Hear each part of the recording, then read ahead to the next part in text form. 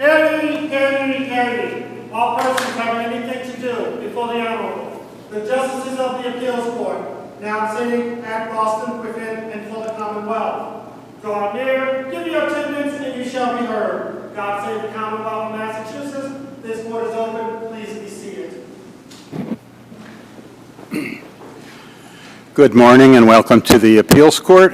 My name is Peter Sachs. To my right, your left, is Justice Suk-Young Shin. To my left, your right, is Justice Rachel Hirschfang. Will be your panel for all 5 cases this morning. One of our 6 came off the list. If you've been to the Appeals Court before, you know that we've read your briefs, we've looked at the record, we're familiar with the factual background. We encourage you to get right to the heart of your arguments, and because 15 minutes goes quickly. The yellow light will come on when you have 90 seconds left, and the red light means your time is up. So with that, I will call the first case, number 24P270, Commonwealth versus Wynham. Let me know if I mispronounced that, please.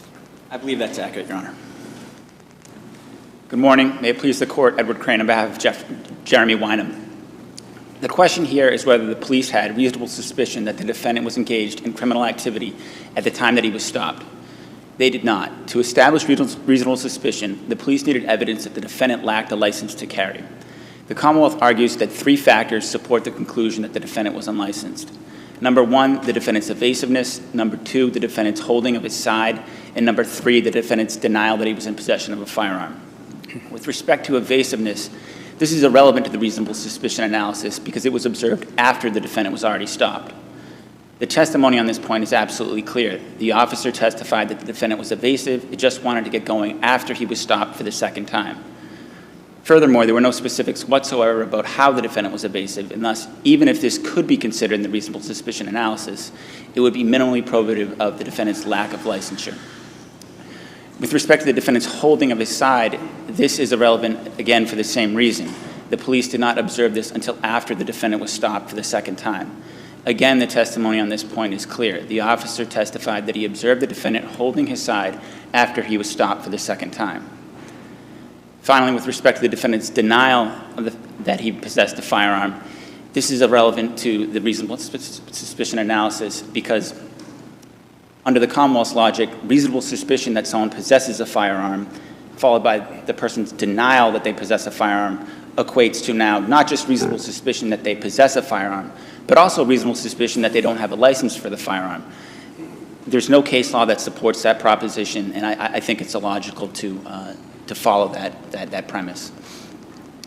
Well, if the officer himself from behind saw the defendant take a gun out of his pants and then put the gun back in, and then he walks right up to the defendant 10 seconds later and says, "Hey, do you have a gun?" And the defendant says no. Would the defendant's denial of something the officer knows to be true create reasonable suspicion that there's something unlawful about the defendant having that gun? Yes, that's a different scenario. If the officer is sure or can confirm that this is an inaccurate statement, then certainly the denial in that situation would be indicative of consciousness of guilt and thus support the idea that the defendant would not have a license. So then does it all come down to whether the description was sufficient to justify the same inference where the officer didn't see it directly but had a report of, man with a camouflage top and a fresh haircut? Yes, I think in some respects it does come down to that analysis, and I would say that the description here is enough to, at best it's reasonable suspicion that the defendant was in possession of a firearm, but it's not to the extent that Your Honor displays in that hypothetical, the observation that clearly this defendant has a firearm. Now I approach them, ask them if they have a firearm, they say no, then that's obviously a different scenario because it's clearly a lie. And the Commonwealth characterizes it as a lie in their brief, but I don't think that can be established here because, again, it's reasonable suspicion that this person has a firearm, but does that, I guess the idea that the police could have reasonable suspicion that someone possesses a firearm, then approach that person, ask them if they have a firearm, and they say no, and now they not only have reasonable suspicion that they possess a firearm, but also reasonable suspicion that they lack a license. I can't follow that. Is there actually testimony that the officer asked him whether he had a firearm? Because when I read the testimony, it seems like the conversation was, we got a report of someone brandishing a firearm, and the defendant says, wasn't me. To me, asking, are you the person who was seen brandishing a firearm is a different question than, do you have a firearm? So is there any testimony that he even asked him whether he had a firearm? That's a great point, and I wish I had seen that myself, Your Honor. But I think you're right. That is the testimony. That it's a little. You're not aware of any testimony. It's not a long transcript, but I didn't see anywhere in the testimony where he said, "I asked him, do you have a firearm?" It's not that direct a statement. It's. I believe his answer. There's one answer that is the entirety of the first conversation, and it's essentially, I asked him, like you said, if that I was investigating someone who had brandished a firearm, and if I had asked him if he had seen anyone or if he was someone who had done that, and he said no. So I believe that is the extent of the testimony. Yeah.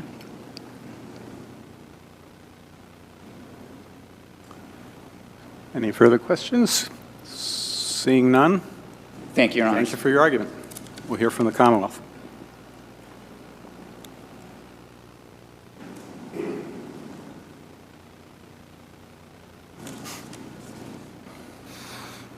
Good morning. Good morning, and may it please the Court. Brooke Hartley for the Commonwealth. This Court should affirm the defendant's convictions where the defendant's motion to suppress was properly denied.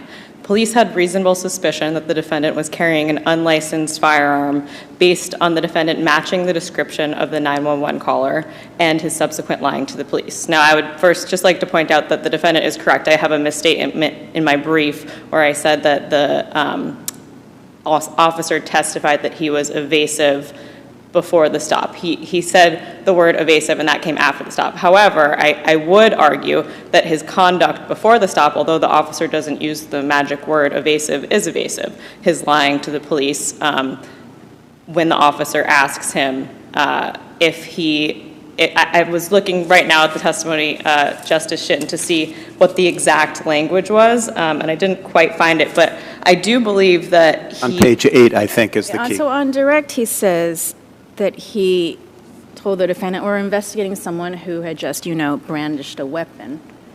Asked him if he had seen anyone who could have done that, and he says he denied seeing anyone or being anyone that had done that. And to me, that's not necessarily lying, right? Because if the officer says, I saw someone who brandished a weapon, was that you? I mean, brandish can be interpreted in different ways, right? So I would agree that the testimony is not clear. There's a lot of the testimony that's elicited is not particularly clear. There's some ambiguity on several points, but I do think he denies having a firearm. It's not exactly clear what the question was, but I think from this testimony we can infer that he said he hadn't seen that person. He denied seeing anyone or being anyone that had done that. Yes. Right. Yes. And I think that still, again, this is an objective standard. We're not trying to get into the officer's head to determine whether he believed this person was lying, but objectively, when you have an individual who I would argue meets a non-generic description, this is not like the descriptions in Warren and White, or even in the cases my brother cites, Gomes, Alvarado, Sertle, where you just have a defendant's race and a backpack or a gray sweatshirt. You have a camo top, which is a distinguishable article of clothing. Like a goose down coat? I think that would be in New England in the winter. A goose down coat is a common article of clothing. I think the language, this isn't in my brief, but in Henley, the court says, Commonwealth v. Henley, it's Judge Cipher's opinion, says the description was not so general that it would include a large number of people in the area where the stop occurred. I think when we look at an individual with a camo top, having a fresh haircut. I don't want to distract from Justice Shin's question, but I wonder if we need some evidence about whether a camo top is common. Anyway, I didn't mean to distract you from... Yes, Your Honor.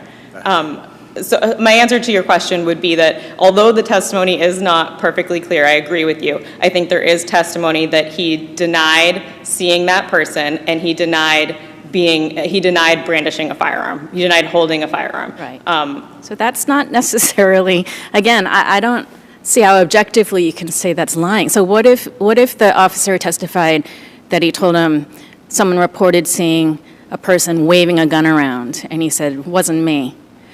That wouldn't be lying, right? Well, also, I think we're getting away from the reasonable suspicion standard here. So whether or not he's lying doesn't necessarily, maybe my use of the word lying is not the most helpful to our argument, because I think, again, the touchstone here is reasonableness. You have a 911 caller, a concerned citizen, calling to say that there's someone with a gun. A police officer doing his duty investigates that, shows up, asks some questions, finds out from the convenience store clerk that there was someone matching that description in the area. He goes outside, he locates this person not far from the food mart.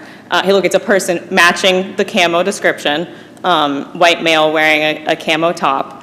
And I think the reasonableness of this encounter is shown by the officer's actions. So he asks him those questions. We're not entirely clear on exactly what the questions are. And then he sends him on his way. And it's not until... That's not the stop we're worried No, Your about, Honor. right? And I think, and one thing that would be helpful to me is just to make sure we're all talking about the same moment in time. So it was clear from the transcript, and I think also from the decision on the motion to suppress, that the stop that's at issue here is the second stop, and that everyone agreed that actually the defendant was seized in a constitutional sense when the three officers converged in their three cruisers with lights on and surrounded him.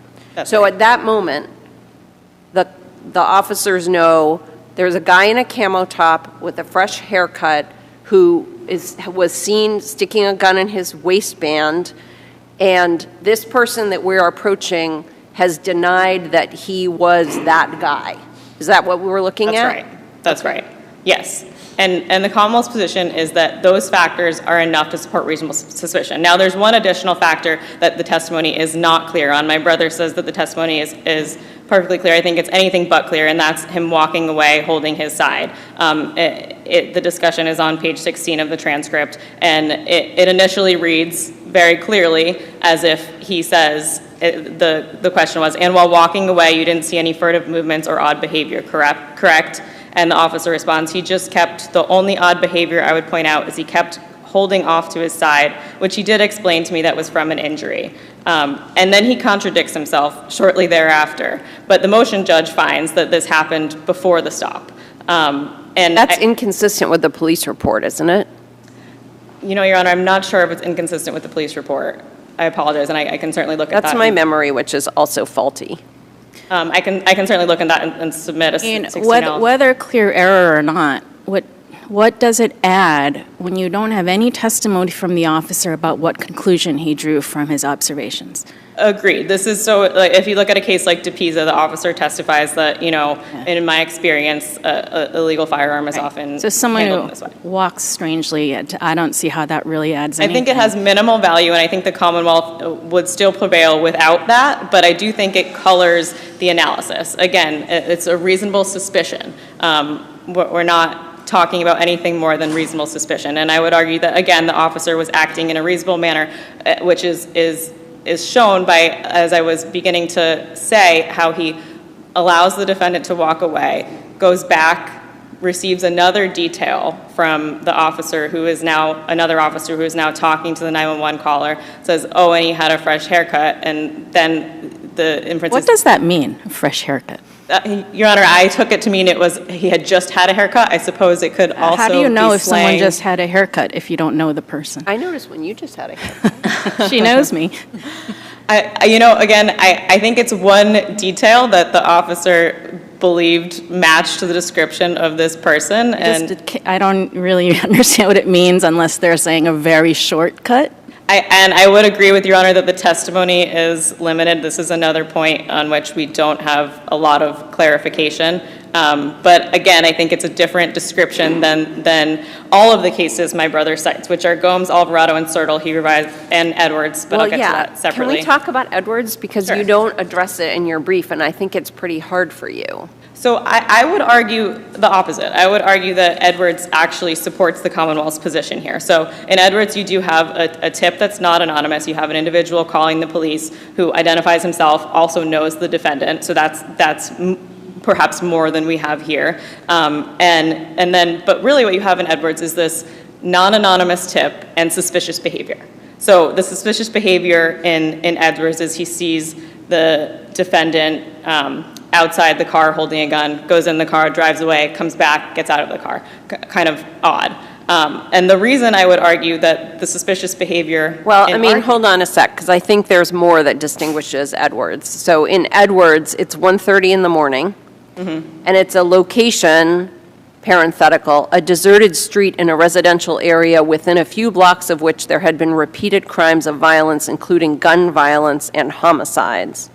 Sure, so it's a high crime area. As opposed to like the food mart in the middle of the day. Well, we don't have any testimony about whether or not it's a high crime area. It certainly is in the middle of the day, but we know that the court adds very little value to high crime area. And I would suggest that the behavior, certainly, and Your Honors, certainly this is a close call, but in Edwards, the behavior is not lying to the police and perhaps misleading the police in this case is not a crime. But in Edwards, the getting in and out of the car, driving away, coming back is also certainly not a crime. And I think the difference here and why I would suggest that this case is perhaps a little bit more compelling, although you don't have the middle of the night deserted street factor, is that the denial of being the person when this individual matches what I would argue is a non-generic description is perfectly tied to the crime that they are investigating, which is illegal possession of a firearm. Whereas I'm not sure what getting in and out of your car, leaving and coming back, what crime they would be investigating. That doesn't suggest that it's an illegal firearm. It's just suspicious behavior.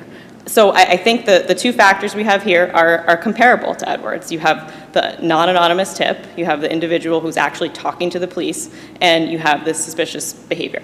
And I would distinguish this case from the cases my brother cites, which is Gomes, Alvarado, and Sertle. In all of those cases, you have an anonymous 911 call. And the court is very clear that that is a big factor in determining that the motion to suppress should have been allowed. Also, the description in all of those cases is generic. In Gomes, you have a black male wearing a gray sweatshirt, standing out green pants, which it's unclear whether there's actually findings that the individual the police see is wearing green pants, standing outside a green Honda. Alvarado, you have anonymous 911 call, several Hispanic subjects observed inside a car, a blue vehicle. In Sertle, you have 3 black males wearing hooded sweatshirts and backpacks. These are all generic descriptions that are similar to those in Warren and White and in what the court has said are common generic descriptions that would, there's plenty of people that would satisfy those descriptions. And there's also little corroboration in those cases. I would argue that here, excuse me, we have much more corroboration. First, because the individual was seen, it's unclear, again, based on the record, how long it took the officer to get to the area, but we do know that he was in that location. He testifies that he was on patrol in Prattville, which is the area of Chelsea where this happened, and that when he received the call, he went to the area. So I think there's a logical assumption to be made that he went immediately, or in close temporal proximity. In terms of physical proximity, we know, although there's some confusion as to the street names, if you look at a map, I'm not sure they're all right in the testimony, but we know that he's in close vicinity to the food mart where he was seen. I would also note that my brother argues that the motion judge's finding that he said, yes, I was just in the food mart, and I bought some candy, happened after the stop. So he does testify to that, but the testimony, he says, excuse me if I could find it, I believe he says, yeah, he told the officers the same thing he told me, that he was in the food mart and bought some candy. So if we take that to mean that he also told the officer that before the stop, we also have further corroboration that it was the individual the caller was calling about. All right, seeing no further questions, thank you both for your arguments. Thank you, Your Honors. All right, our next case will be 24P 199, Commonwealth versus Liu.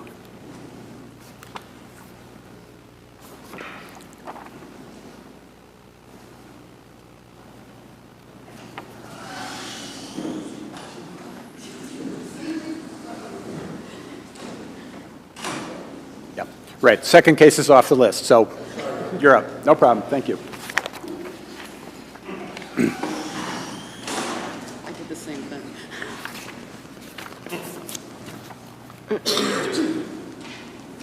I should have said at the beginning which case was off the list. I apologize. Does the clock get changed back to? I think we can change the clock back to Thank you. 15 minutes. Just for you, though, Mr. Sultan. Thank you, Your Honor. Good morning, Your Honors, and may it please the Court. Like many sexual assault trials, this one was essentially a credibility contest between the complainant and the defendant who testified at trial. This one was a little different because the defendant filed an alibi notice and presented an alibi defense. And his alibi was that on the morning of July 26, 2017, including 12:40 a.m., when the complainant says he was sexually assaulting her, that the defendant was on a lengthy FaceTime call with his fiancée, Pei Wang, designing their wedding invitations and talking about arrangements for their families to... So let me cut to the elements of ineffective assistance. So how is it deficient for counsel not to foresee one particular tack that the Commonwealth was going to take on cross-examination? Why is it not deficient? No, I'm sorry. Why is it deficient? I apologize. I mean, the counsel said at the motion for new trial hearing, we didn't anticipate that. Right. Is counsel responsible for anticipating every possible attack that the Commonwealth is going to make on cross-examination? Well, of course, Your Honor, counsel cannot anticipate everything, but of course counsel is responsible as part of trial preparation to anticipate, well, what are the weaknesses in my defense and how am I going to address those weaknesses at trial? That's what trial lawyers do. And in this case, there were two clear weaknesses in the alibi. Weakness number one was that there was no documentation of that FaceTime call.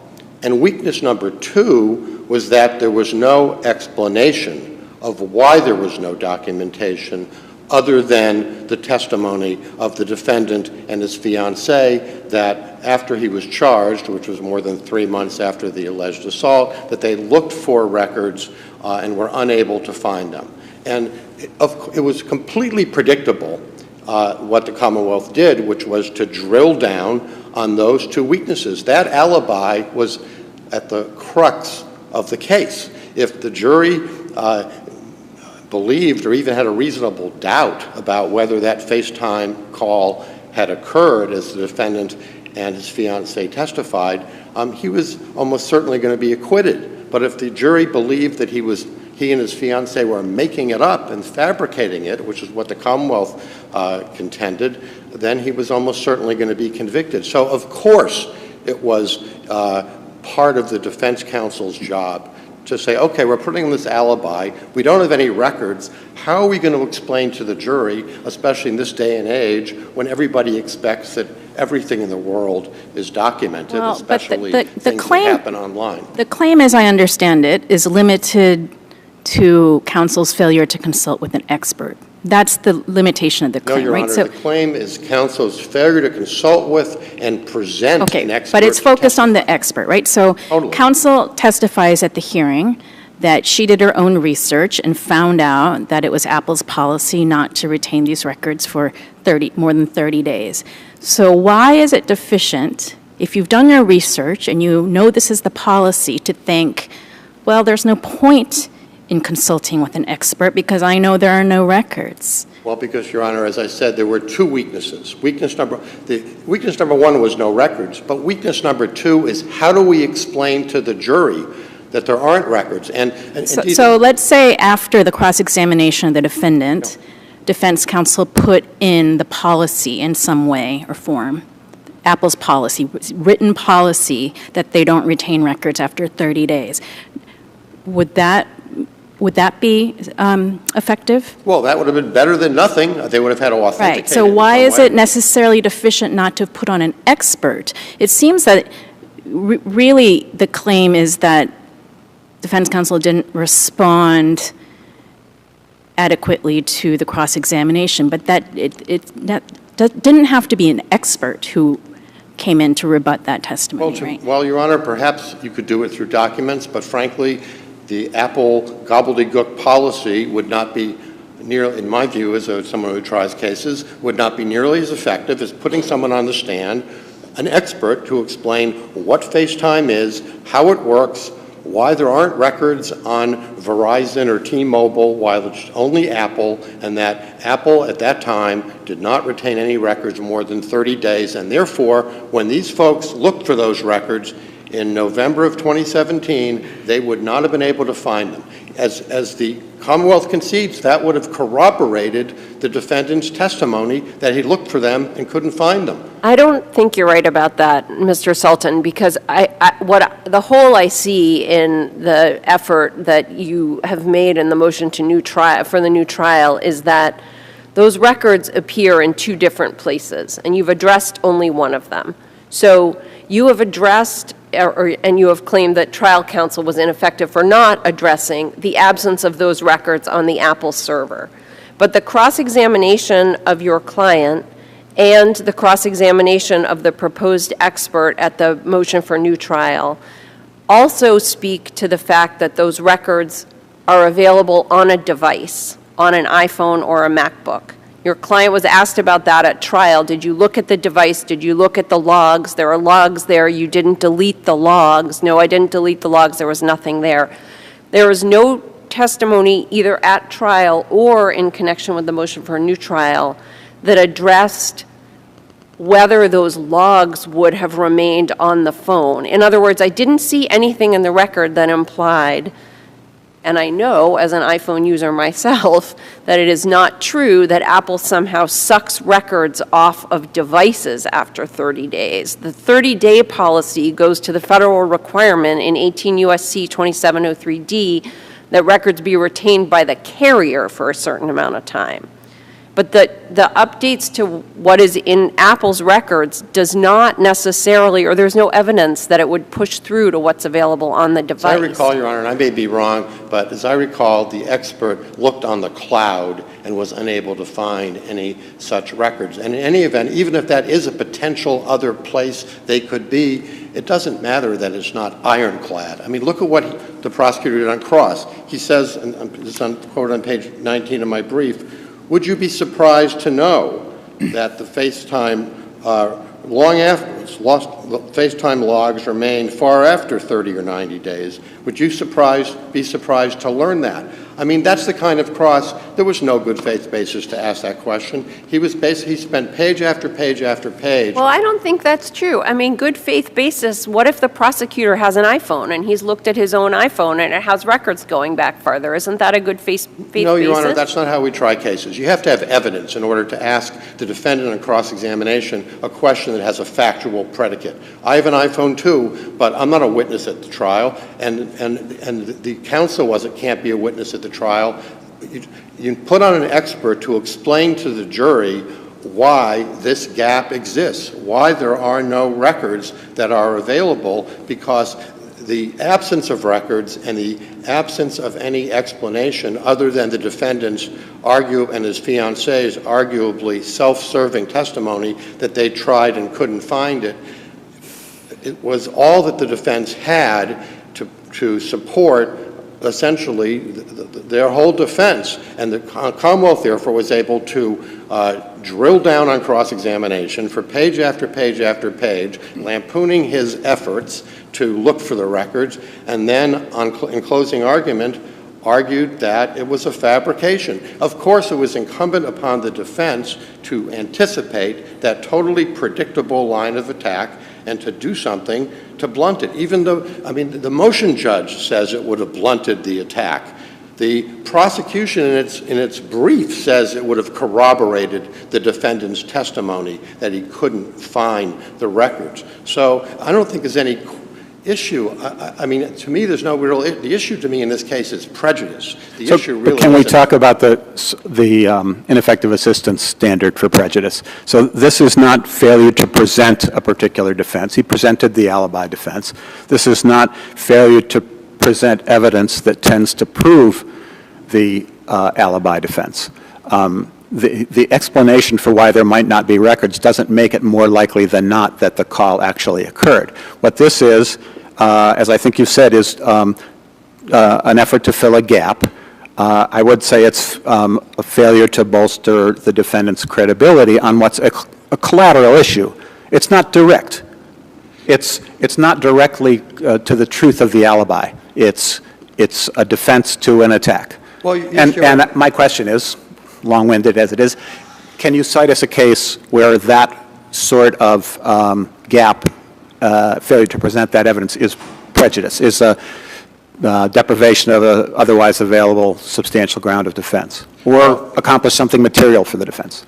Well, I don't have a case just like this one, Your Honor. Let me say two things in response. Number one, I mean, the word collateral to me is okay, which is sort of a, it's a way of dismissing things. Okay, right. So you can take that out of the question. I mean, okay, so the question is there a case that says that this sort of evidence that does not directly support the defense but merely shores up a possible hole in it, failure to present that evidence is prejudice? Well, Your Honor, I cite in my brief a number of cases that stand real, they're not like this case, but they stand they all seem more direct to me. They stand for the proposition if you're going to put on an alibi defense, you have to present it competently and effectively and do whatever you can to bolster it. Right, but we have to have some, I mean, you can always do more.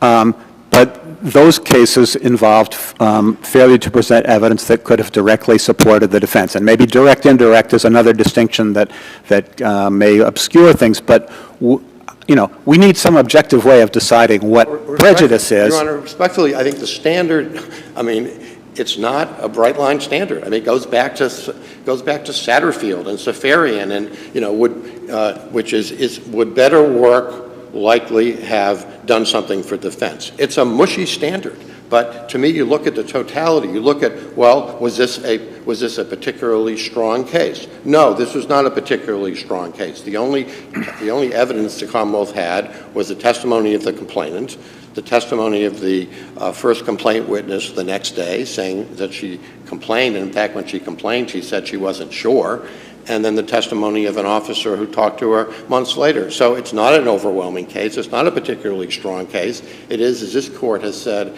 and the SJC has said in many cases, sexual assault cases, a credibility contest. So in this kind of a case, the credibility of the defendant is critical, and any evidence which goes directly to his credibility, which this does because of the way the Commonwealth attacked him, both in their cross and in their closing, is important. How important is it? I mean, that's a mushy standard. But the question is might better work have done something for the defense? That's something what material, Satterfield says something 50 years ago. material for the defense, Yes, right? Your Honor, something material. And in this case, where the Commonwealth itself says it would have corroborated his testimony on this point, where the motion judge says it would have blunted this aspect of the cross-examination, I submit in this kind of a case, okay, no videos, no physical evidence, no confession, it's a credibility contest. And particularly in this kind of a case, something like this could have tilted the balance in terms of credibility and change the outcome of the case. So and the enough. problem really is the cross-examination, right? So it came out on direct examination that he said on direct, after 30 days, there's no history of FaceTime records. So had it just been left at that, would you still be raising the same claim?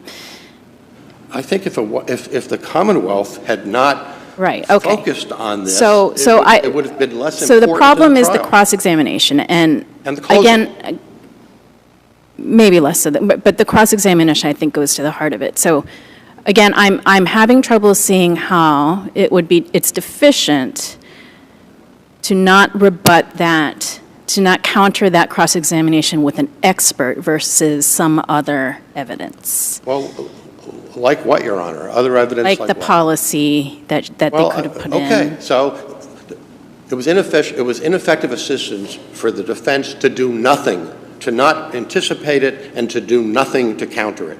Maybe there's other things beside an expert that they could have done. Maybe they could have submitted Apple's policy if they properly authenticated it. I don't think that makes any difference. I think what's important is that what they did, or more precisely what they failed to do, was ineffective. But that's not the claim. I mean, she wasn't asked about that at the hearing. Why didn't you put in the copy of the policy?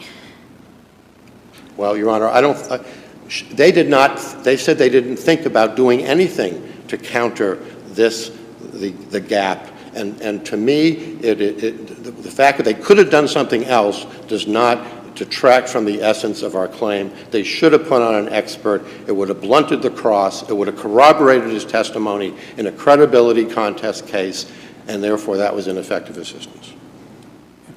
Thank you, Your Honor. All right. Thank you.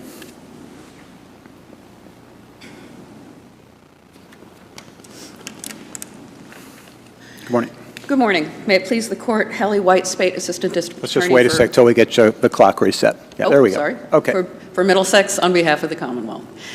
Before we get into the merits of the defendant's arguments, I want to flag something that's in the defendant's reply brief. I almost never discuss them. But it looks to me as though on pages 5 and 6 of the reply brief, the defendant is asking this court for de novo review of the judge's ruling, and that simply is not the law. Well, you agree that the motion judge was presented with two witnesses, the expert and the defense trial counsel, appeared to credit what they said. Yes. And otherwise, we are in a position the same as the motion judge to review the trial record. So even if it's not exactly de novo, it's pretty... It's abuse of discretion, Your Honor. And that is not the same as de novo review. So even if the motion judge is in no better position than us? Yes. Is it abuse of discretion? Even Because I looked at the cases that defense counsel cites, and that doesn't make it de novo. they're kind of, the SJC will say two things in a row and not necessarily try to reconcile them. Don't quote me on that. Nor me, but I don't disagree with that. Look, abuse of discretion means that this court decides not whether it might have decided it differently, but whether the motion judge's decision was outside the range of reasonable alternatives. So that's very different from de novo review. Certainly when you're looking at the trial record. But where the judge says this wasn't manifestly unreasonable, yet defense counsel says at the new trial hearing, we never thought of this. Isn't the motion judge applying a strategic decision standard that really is inapplicable where no decision was made? No, I think a decision was made. I think if you read the motion judge's ruling, the essence of that is counsel says we didn't think of this, but counsel clearly did some research on it and decided that research on whether records were available, not thinking of an expert or some other way of proving that records would not be available regardless. That's something that counsel says we never thought of. So how can that be manifestly unreasonable? And the motion judge who heard the testimony, who heard the expert, who heard trial counsel testify, concluded that this was, if perhaps a lapse, not a manifestly unreasonable one. And this court defers to that finding. I don't know if the judge concluded that. It's a little bit ambiguous to me. It seems the judge concluded he wasn't deprived of a substantial ground of defense. Isn't that a conclusion of law? I think it's dependent on the facts of the case. Whether something's a substantial ground of defense is not a conclusion of law? I think it's a mixed question at best. It's an error of law. That's an abuse of discretion, right? What I'm saying is this court still defers to the motion judge. This court gives special deference, the cases say, where the motion judge was the trial judge. But even where the judge denies the motion on the papers without holding any hearing at all, but then what does it mean? It's abuse of discretion. What does it mean when the SJC has said many times that the appellate court is as good a position to evaluate the trial record if the motion judge was not the trial judge? What does that mean? What that means is when it comes to a decision as to whether the motion judge's decision is supported by the trial record, you're in as good a position to evaluate that as the motion judge. Okay, so we look at the trial record and we decide whether this was whether performance deprived him of otherwise available substantial ground of defense. I think that's the Okay, the so crux of the argument let's here. talk about that. I just wanted to flag that because things like that can often work their way into decisions in ways that can take a long time to undo. So the question, I think the question, we can ignore all other questions and get to, was the defendant deprived of something material? Would better work have accomplished something material for the defense? And I think the answer to that, taking that word material seriously, is no. There is nothing that the Commonwealth would have been prevented from doing or saying, either in the cross-examination or the closing argument, that would have been precluded by the testimony of an expert. Well, but is that the standard? I mean, not that it necessarily have been precluded, but wouldn't it have blunted the effect of that cross-examination and the closing if defense counsel could say, you heard why there are no records. You heard Apple dumps them after 30 days. He didn't even know for more than 5 months what date it was supposed to have been. Of course he couldn't find any records. But the question would, but the fact would remain that there still were no records. It would not have contradicted the possibility that the defendant had gone into his phone and gone into his computer and deleted all the logs. That would still have been something that he could be asked about. There still remains the fact that there is no record. The only thing that is blunted is whether the defendant could have produced records. Even if this, some expert could have said, yeah, I went into his cloud and I found a FaceTime call. We now know that the only thing Apple ever retained would have been the time that call was initiated. Nothing about the duration. Even if we had a record, which we now know it doesn't exist, that a FaceTime call was initiated, was accepted at 11:50 p.m. and continued until 2:20 a.m., we still, unless we have a recording of that call, which shows us the defendant's face throughout. I don't think you need to go that far with your argument. I mean, I think to the reason for the record's unavailability would have on the cross-examination of the defendant. I understand that, but I still don't. I think it perhaps shortens that cross-examination somewhat, but only if the expert has testified before the defendant was cross-examined, right? Well, presumably, I mean, we're now 3 hypotheticals into this world in which this happened, but they would have structured it. That's part of the problem, I think, that this is not a case where there's some palpable benefit beyond the extremely marginal support for the defendant's credibility. The prosecutor chose to ask questions on cross-examination, such as, you're not a representative from Apple, are you? So you don't know how long they preserved the records. Right, and so the prosecution still gets to ask those questions. Well, okay, but might have been not a very valuable question if the expert had testified first. But then if the expert testifies first, the question is less effective, certainly. But this is getting into the realm of somewhere far beyond the ordinary fallible lawyer. To say, or we are not beyond the ordinary fallible. We are still squarely in the realm of the ordinary fallible lawyer.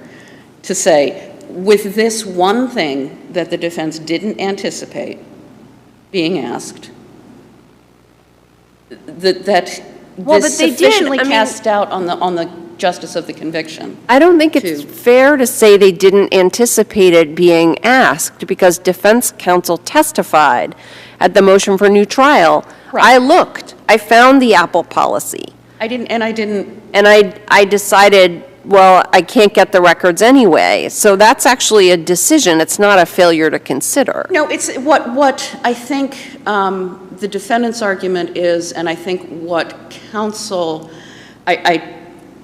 I believe this is an accurate reading of her testimony. What counsel testified was, we didn't anticipate the Commonwealth making such a big deal of this. I knew I couldn't get the records, and I didn't go further because the records, even if we could have gotten them, wouldn't have supported the alibi. And certainly the fact that we couldn't get the records wouldn't support the alibi in any respect. So that's more like a strategic decision, in your view? I think so, yes. And I think the motion judge's findings suggest that as well. What's the basis for the question, would you be surprised to know that the FaceTime logs remain far after 30 to 90 days? That's a very good question, and I don't know. What's that? I don't know what the basis for that was. Okay. Does the basis need to be- Had it been objected to, the objection might have been sustained. But again, this is something where we had two defense attorneys, both highly experienced and very competent and able, as the motion judge found. So there's no objection to that question. Suggests that, And Cross goes on for about 5 pages about this issue of records. The clear implication is that he's lying. and there's no. And you don't but think there's- you don't think a competent attorney would have tried to counter that in some way? No. I mean, there is, yes, there are attorneys in the universe who might have tried to counter that. The question is, would that be a material benefit to the defense? Is this imperfection, or is this incompetence beneath the level of an ordinary fallible attorney? This is the very defense, right? That they knew this is the defense they're presenting at trial. So wouldn't you do everything to try to get confirmation of whether there's records, or, wouldn't you have done something? That's an argument for perfection. Well, counsel's saying... And we don't expect perfection. We Is look it for- really? The counsel, what do you say to counsel's point? There are two clear weaknesses in the defense. One is there's no record of the call. Mm-hmm. Second is there's no explanation for no record of the call. In these days, it's kind of like the Commonwealth, a reverse CSI effect. You can take that out of the case if you have an expert. Why isn't that something material? The only thing you can take out of the case is there's no accounting for the lack of a record. That's the only thing that takes. There's no what? I'm No. sorry? There's no explanation for the lack of a record. That's the only thing you can take out. You can't take out there isn't a record. And I think. But isn't that, one of those 2 points material? No, I don't think so. I don't think that second point is material. I think. How do we decide what's material? What objective standard do we use? I think we look at the evidence as a whole. We certainly look at the motion judge's findings. We look at the motion judge's assessment of counsel's testimony. Doesn't And we ask materiality ourselves, mean... just as we always do, was there a substantial risk of a miscarriage of justice? This is an omission of defense counsel, and so you look for a substantial risk of a miscarriage of justice. It's the same standard. And I don't think you get there with this case. So if the jury believes that the defendant is lying, that he was on this FaceTime call, because it can't produce any corroboration of it, that sinks his defense, right? The jury can still believe he's lying about being on the FaceTime call, even if it turns out. I understand that, but be when true we're that he talking can't about produce a whether record of it. something's material, Where there's still not a record. There's still not anything to support the alibi. And that is what distinguishes this case from all the cases the defendant when you cites. have a prosecutor who cross-examines him about the lack of records for some time, and the implication is that he's lying, if the jury believes that, that sinks his whole case, right? It sinks his case if the jury believes he's lying about the FaceTime call. Right, and why would he be Or lying? not. What the evidence? Jury can believe he was on that call and still convict him. What evidence is there that he's lying about the FaceTime call, other than the implication from the lack of the records? Well, the jury gets to see him right, testify and gets to decide who they believe. Who do they believe? But in terms of whether he's lying about it, The question is not, and again, the question is not whether he's lying about the call. Well- That is not affected by whether those records could have been obtained or not. That's the implication from the cross, is that he's lying about the call. That's my point, right? But the question is whether he's lying about about being able to produce a record. And I don't think there's any argument that the Commonwealth would have been precluded from making based on what the expert or the policy or whatever additional evidence should have gone in. So is that what materiality means? Materiality means, does this court have serious doubts whether the outcome would have been different? Right. Did it move the needle? No, Or could it have moved the needle? no. I say no. All right. Thank you very much. Thank you, Your Honors. And our third case will be, and we will be taking a short break, 15-minute break or so after the third case. I believe it's 23P 691, John Doe number 526442 versus Sex Offender Registry Board.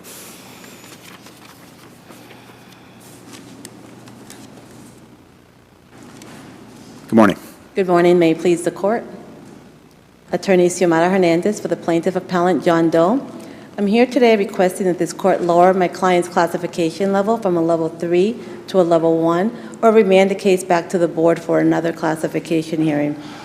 The level 3 classification of my client, the decision was arbitrary and capricious as there was insufficient evidence to find by clear and convincing evidence that my client poses a high risk of reoffending or degree of dangerousness.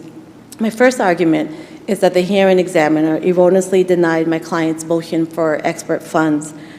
An expert was needed in this case because, as you'll see from the record, my client was in fact diagnosed with depression. His mother testified to that effect, and also there was a 2018 evaluation form that was submitted into evidence by the board indicating that he was diagnosed with depression and that he was So could I ask you about that? So when I look at the motion, I think there's only one, right? Yes. It doesn't say anything about his depression diagnosis, and the hearing examiner doesn't address that in their decision. So Yeah. how is that a preserved issue? So during the testimony from my client's mother, the attorney who handled the hearing did actually evoke that as an issue when he was, also even before the testimony, he also brought it up as an issue when he was arguing the motion for funds. So he brought it up as he was arguing the motion for funds. He brought it up as he was examining the mother, and also in the motion for a new trial that he, motion for judgment in the pleadings that he filed in the Superior Court, he also brought it up as an issue. He didn't spend a lot of time. What do we do about the fact that the hearing examiner apparently did not think the issue was before them? I mean, the attorney who handled the hearing did bring it up as an issue. So I would say there was an error on the hearing examiner's part, not actually even addressing that, the depression as an issue in terms of getting funds for an expert. It was the board actually that submitted the 2018 intake form into evidence. And within that form, the person who evaluated my client did find that he suffered from depression. And because of that, I think that it would only be fair for my client to have expert funds in order to hire somebody to actually do an evaluation to update the 2018 evaluation, because in that evaluation, the person who evaluated him also administered the static 99R, which is a risk tool, and finding that my client poses a more than moderate risk of reoffending. So that was 2018, and so my client should have received funds from the board. Received funds from the board to be able for him to hire his own expert to replicate that test that was done on him, to update it as well, because the hearing was in 2020 and he was evaluated in 2018. So for these reasons, I would say that the case should be remanded, or his level should be decreased to a level 3. I'm sorry, to level 1 from a level 3. Do we have, you mentioned that it was argued at the motion hearing that your client's mental health challenges were a basis for the request for expert funds. Do we have that motion hearing in our record? So it was argued in his, in the memo that he submitted for the motion for, let's see, it's on volume 2, page 120. excuse me, the attorney does mention that my client suffers from psychological history strongly for the need of independent examination by a qualified expert. So he does make that argument in front of the Superior Court. The Superior Court, right? But I think the bigger issue is whether it was raised before the hearing examiner. Can you give us a Yes, I can. citation to where it was raised? Yes, I can. Volume 1, page 59, he does bring up the fact that the board submitted the 2018 eval into evidence, and within the 2018 eval, they did perform the static 99R, and so because of that, he should be able to get funds in order to do another one. So that, again, that's volume 1, page 59. It's right the first paragraph on that page. And I will also argue that the hearing examiner erred by finding that the girl was a stranger. If you look at factor 7 within the regulations, a stranger, if the person's online and the person's considered a child, they're considered a stranger only if the offender transmits, and I'm quoting, sexually explicit materials or makes sexually explicit comments within the first 24 hours of the contact. Here, there was nothing submitted into evidence indicating how long my client was in contact with her via Facebook. In addition to that, no one submitted anything indicating the content of that communication, so we don't know how long they were in contact. It could have been a month via Facebook. I have no idea. There was nothing submitted into evidence. And then the content of that communication, again, nothing was submitted into evidence, so we have no idea what they were communicating about via Facebook. So because of that, I would say it was error for the hearing examiner to apply factor 7, indicating that she was a stranger. If we agree with you that it was error, how do you respond to the board's argument that didn't cause any prejudice because she clearly would have been an extrafamilial victim? I would say it did cause prejudice for a few reasons, but one of the biggest reasons is that my client's only been convicted of one sexual offense, and that was in 2016. The hearing examiner used the fact that she found the person was a stranger to increase his risk of reoffending. I mean, it would fall under extrafamilial, which is still not, still increases it a little bit, but not as much as if she were a stranger. So I would say because of that, and also because of the error regarding not allowing funds for an expert. So I think it could have tilted it in terms of the hearing examiner finding that my client posed a moderate versus a high risk of reoffending. I think the mistake was that big.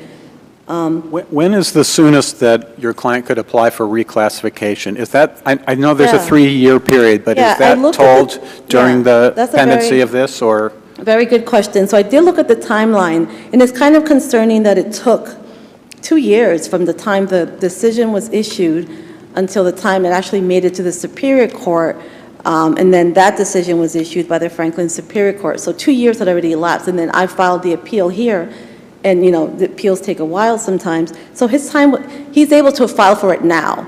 But I still would assert that even though he could have filed for it now because 3 years have passed, I still think this court should address these issues and remand it if you feel that it's necessary to remand. Because just because he could apply a motion to have it lowered in front of the board now, these issues are still live issues that I think should be rectified. And if I'm right, if you petition for reclassification, if you make some threshold showing that something has changed, then the board has to reprove its case again by clear and convincing evidence? Yeah, they could make a decision prior to a hearing, and if we're not happy with the decision, they could lower it to a 2 or lower it to 1 or leave it the same. If we're not happy with it, my client could appeal it again and then get another hearing in front of the board. So yes, that would be the procedure, and that's what I've advised my client to do, and if we lose here.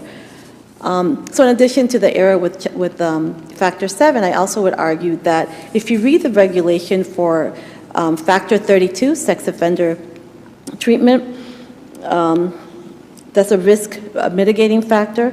The hearing examiner gave my client moderate weight for that instead of full. And I would argue, and just semantics is important when you're writing regulations.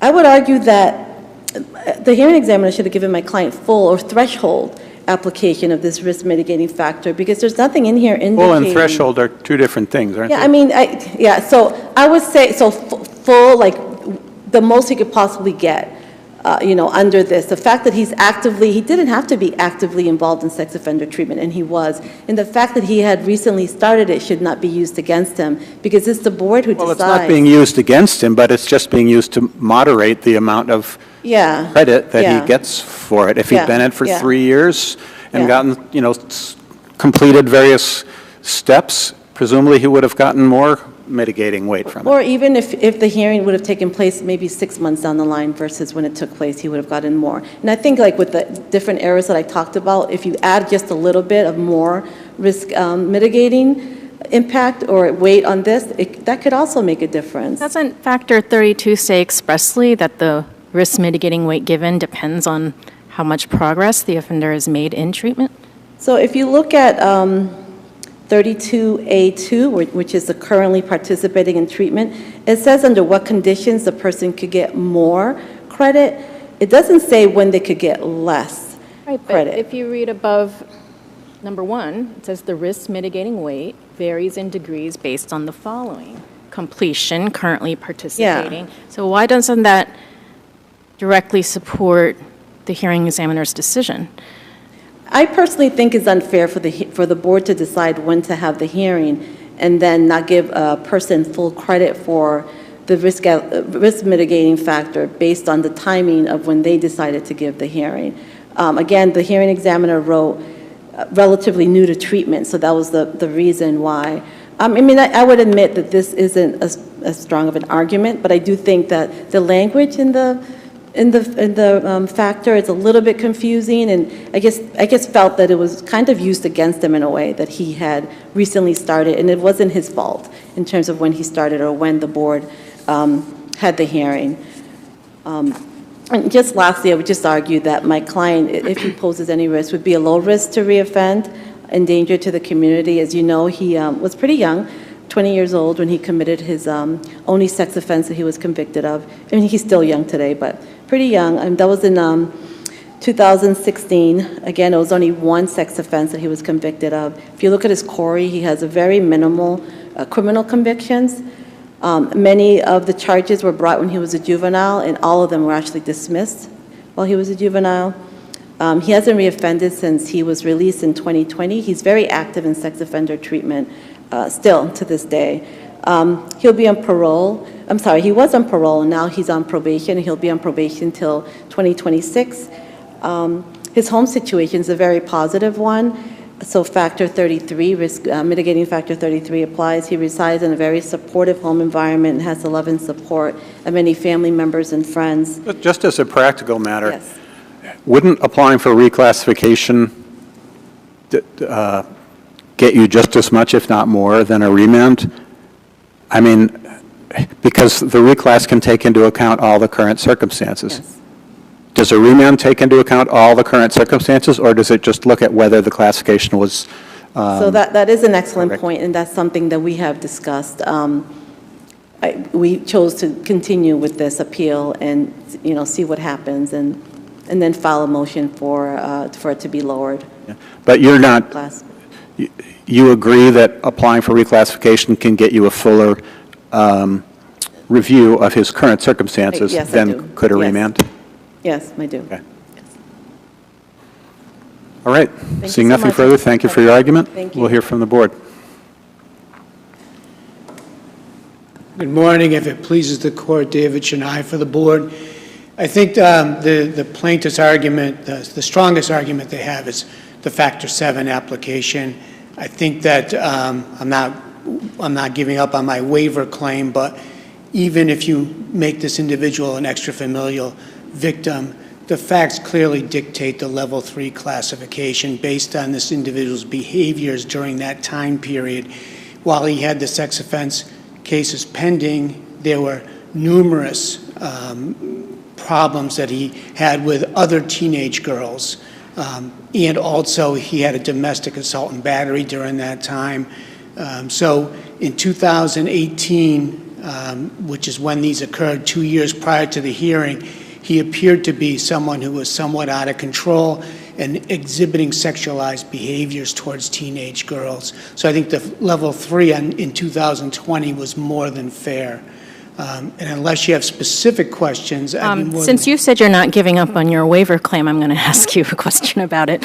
Do you have a case applying waiver based on failure to raise an issue before the Superior Court as opposed to the hearing examiner? It's always been in front of the Superior Court because the idea is if you have a hearing in front of a hearing examiner and you don't say raise, because you can't raise an issue that you misapplied Factor 7, because Right, but you can raise things like, you can waive issues like on a motion for funds or Correct. an evidentiary issue. Right, But if you don't- if you don't the cases file you the- cite, I looked at them, they do not involve a failure to raise an issue to the Superior Court.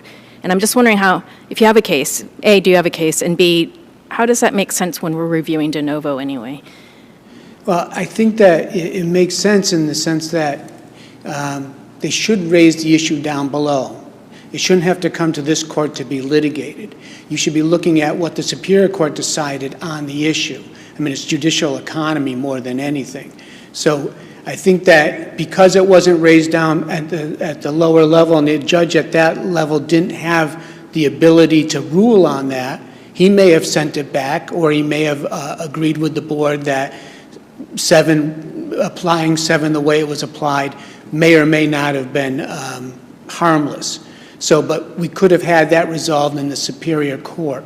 And then, although you look at these cases de novo, you still have to give discretionary deference to both the Superior Court and the hearing examiner's decision. No, I don't think that's right. We don't give deference to the Superior Court's decision. Okay, well, you still have to give deference to the hearing That's examiner's right. That's why I'm decision. asking whether there's a case that says it's waiver if you don't raise it to the Superior Court as opposed to the hearing. I don't have the site with me, but it's it's in my brief. It's a Sorb case, actually, that issues not raised in the Superior Court are deemed waived, and I have it written right in my brief. Okay. Would you agree that, number one, that Doe's eligible to apply for reclassification now? Yes.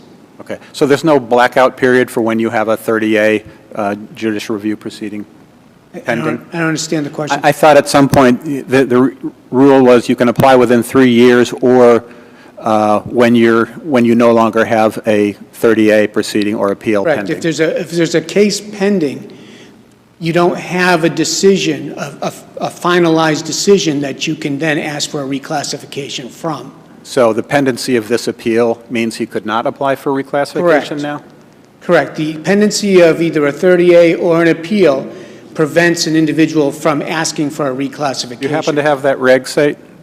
I'm Must not be in the positive reclass reg. I'm not sure which reg it is, but that's pretty much in the rules, in the regulations, specifically directed as to, and actually I think it's also part of the statute, that you can't, because the idea is that you have to have a final classification decision to be able to ask for a reclassification from. But then the petitioner doesn't need to wait 3 years from that date, or do they? In other words, does it toll the running of the 3 years, or does it It just? does not toll it. Okay. The minute this case is, if this individual had dismissed the case prior to coming here after June 21st, he would have been eligible to file for a reclassification. And so he's still eligible after June 21st, which is to say now, except for the pendency of this appeal? Correct.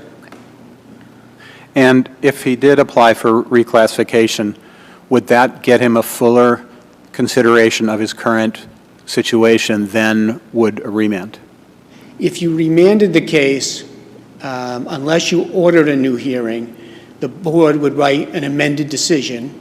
It would then go through the... And is that decision looking at what how he should have been classified 3-some years ago, or does it look at how he should be classified today? That would be based on 3 years ago and the actual issue that was raised and rectifying that issue. To do an updated one, he'd have to have a new hearing. And again, if he filed for a reclassification, he would get a full hearing where he could bring in witnesses, he could request an expert, he could bring in any mitigating evidence that he has, and he could effectively, again, challenge the board's evidence and make arguments such as a lapse of time in the community offense-free, aging, those kind of issues. he can't raise them on a remand where they were just doing an amended decision because it's not a new hearing. All right. Seeing no further questions, thank you both for your arguments, and we will take a 15-minute recess. Order all rise, please.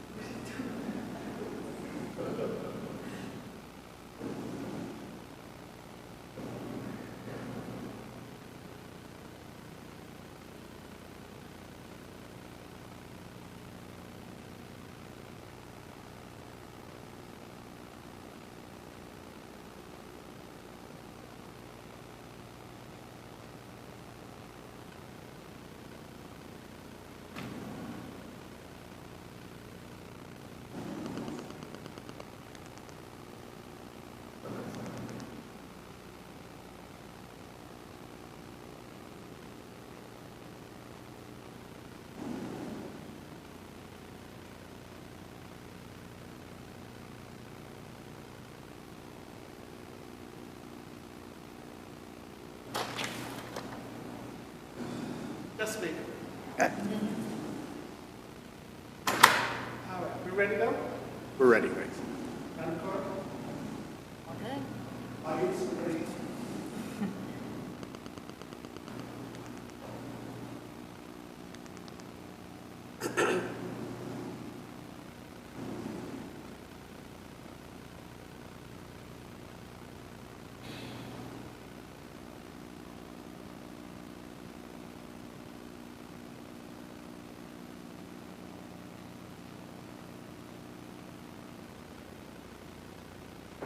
Court, all rise, please.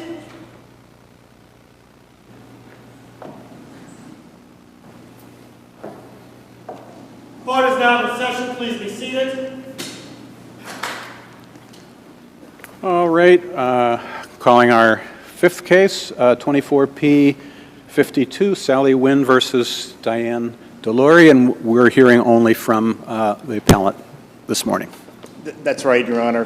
Thank you all very much. May it please the court, and good morning. And I'd like to thank the court for allowing me to have my associate, Mahmoud Hassan, at counsel table while he anxiously awaits the results of his bar exam. I'm going to first, with the court's indulgence, address some of the key procedural aspects of the case that I think bear on its decision. Then I'm going to address the Superior Court's error in failing to dismiss counts 2 and 3 of the amended complaint. And I'd also like to discuss... About 1? I'm sorry? How about count 1? Counts 2 and 3 of the amended complaint filed by the... Yeah. I think we're asking about count 1. Oh, count 1. Well, yeah. But let me back up for a minute and say perhaps I'm not sure if you were here at the outset, but we've read the briefs. Sure. We know the record. We know the procedural posture, so we'd urge you to get right to the heart of your argument. Okay. Well, essentially, the appellee has filed, she filed her original complaint in May of 2022. That complaint was dismissed for want of hitting the jurisdictional limit for damages. It was a 2-count complaint. Yeah. I don't understand how the motive in adding the slander counts goes to whether this is a slap suit or not. The motive in adding the slander count? Yeah, Well, that's an argument you make in your brief, and I don't know where motive comes into the analysis. I mean, particularly after the Bristol asphalt case. Right. Well, no, understood, Your Honor. And the reply brief was filed. Actually, it was pending. The appeal was pending when Bristol asphalt came out. But it does certainly demonstrate in a determination on behalf of the appellee to avoid the dictates of the anti-slap motion to dismiss. She added those 2 counts, particularly to try to get around the anti-slap motion, which was pending at the time. But a judge is supposed to go claim by claim. So even if 2 and 3 were to survive, you still have to deal, and the judge should have dealt individually with counts 1 and 4. Right, and I think what the judge did was the judge said, well, because counts 2 and 3 survive, I don't have to get into counts 1 and 2. Counts 1 and 4 were clearly based upon petitioning activity. Well, 4 is based on everything. I'm sorry? 4 is based on everything that came before it, which in the amended complaint includes claims 2 and 3. That's right. So it seems as though claim 4 rises or falls with the other claims. That's exactly right, Your Honor. Yes, it does. So the initial complaint, of course, and her claims are that the appellant made defamatory statements to the Newton Police Department in reporting that she swerved towards her. And that set off, you know the rest. The police department reported it to. So, I mean, I think a key question here is how is the statements how are the statements to apartment complex management petitioning activity? Well, particularly where I don't see anything in the complaint alleging that she did that because she wanted management to evict the plaintiff. Well, her complaint actually states, Your Honor, that particular count. She asserts on information and belief that, quote, the defendant subsequent to the date of September 14, 2019, on diverse dates and occasions made defamatory statements to the management office at her residence, the Avalon. So first, the Superior Court should have taken notice of the fact that She tied it to her residency at the Avalon. Right, but we construe the complaint in the light most favorable to the plaintiff. We don't, certainly the plaintiff is not going to concede that and didn't concede in her complaint, that the defendant went to apartment management and said, look at all the bad things she's doing, can you please evict her because she's really bothering me and the other tenants around. And you might have a stronger case that's petitioning, but where there is no demonstrable nexus between between complaining to management and the management's subsequent filing of a summary process action, how can we say that complaining to management is petitioning? That's to a private entity. Your Honor, I would say for the first part, the fact that she ties it to her residency means it was well outside the 3-year statute of limitations. So the court shouldn't dismiss this on 12b-6. That's not before us. It is before you because the court based part of its decision on its denial of that aspect of the motion to dismiss. Right, but it's not the whole motion to dismiss. No, absolutely It's not the 12b-6. It's just the anti-SLAPP motion to dismiss. That's what's before us, but also the error on the 12b-6. How's the 12b-6 before us? This is an interlocutory appeal, right, from the denial of the anti-SLAPP. So, because I think in part because the court didn't get into it as deeply. But regardless, let me address we had submitted to the court, and I don't think the Superior Court considered the notice to quit dated May 14, 2019, which is in the appendix 2, page 44, the docket we submitted of the eviction proceedings, and the no trespass order obtained by building management in the fall of 2019.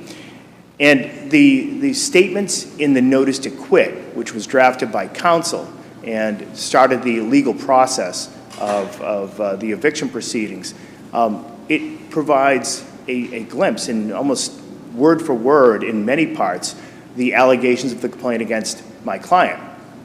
So But how does that make what your client said to apartment management into petitioning activity? You talk about the Blanchard case where the hospital's statements to the Globe had a plausible nexus to petitioning activity because there was a high likelihood that the statements to the Globe would be published and therefore influence or at least reach the relevant state agency. Well, Your Honor, I think this is very close to Hanamura, actually, where the doctor's statements in records had a close nexus to what could have been and what turned out to be proceedings, child protection proceedings for a child. This is a doctor who made statements in medical records, reports of what the child stated, what the parents stated in an interview. And here we have... But the reports went to DCF, right? Not by the doctor. The doctor made his statements in the medical reports, then they were sent to DCF, not by the particular doctor, though. So the question in that case was whether the doctor who was being sued for defamatory statements made in the medical records in Hanamura, whether those statements in the medical records were protected, right? And in our case, we have statements made to building management which were used in eviction proceeding. They were made to management, and we have submitted the evidence of the notice to quit letter, which started the legal process, which set forth the litany. But the physician in Hanamura was a mandated reporter, I have to assume. And your client, while she has every right and perhaps reason to complain to management, is not a mandated reporter. So isn't that a significant difference? I think it's a difference, Your Honor, but not for the purposes of an anti-SLAPP discernment here and in consideration. And that's because the question is, was there a plausible nexus between the statements at issue and petitioning activity? And here, clearly, these were statements that were used by counsel in drafting the notice to quit, right? The notice to quit has the entire litany of wrongs that the appellee engaged in when she was a tenant at the Avalon.